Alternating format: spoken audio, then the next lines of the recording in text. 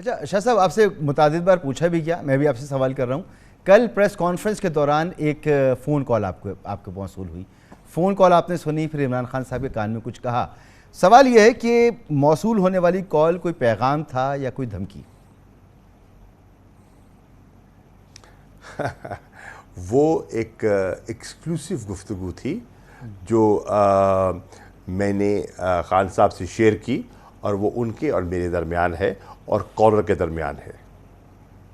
ٹھیک. آپ نے گزشتہ پروگرام میں ہمارے ساتھ گفتگو کرتے ہوئے کہا تھا کہ اگر الیکشن کا اعلان کرتی ہے حکومت تو جو پھر آئینی اور قانونی معاملات ہیں، جس میں الیکشن ایکٹ میں ترامیم کا معاملہ ہے یا چیئرمین نیب کی تقرری کا معاملہ ہے، تو اس پر بات چیت ہو سکتی ہے.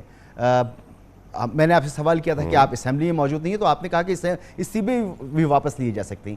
یہی سوال ہم نے اسد عمر صاحب سے کیا، تو اسد عمر صاحب نے کہا جی ایسا کوئی آپشن موجود نہیں ہے کہ ہم اپنے استعفے واپس لیں اور اسمبلی میں جا کے دوبارہ بیٹھیں، اور نئی قانون سازی کی الیکشن کے حوالے سے تو کوئی ضرورت ہی موجود نہیں ہے.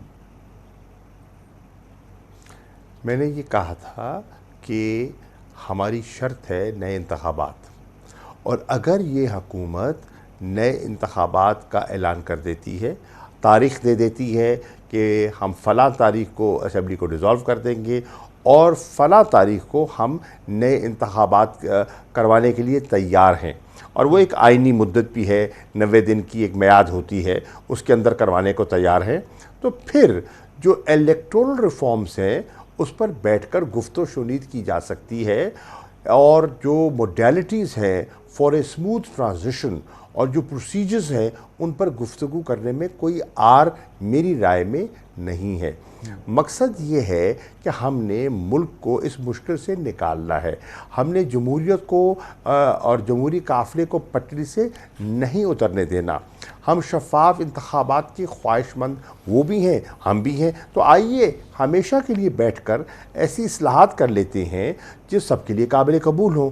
لیکن جب تک یہ الیکشن کی ڈیٹ نہیں دیتے اور پبلک سٹیٹمنٹ نہیں دیتے، ان کے ساتھ بیٹھنا بے مقصد ہوگا، بے معنی ہوگا.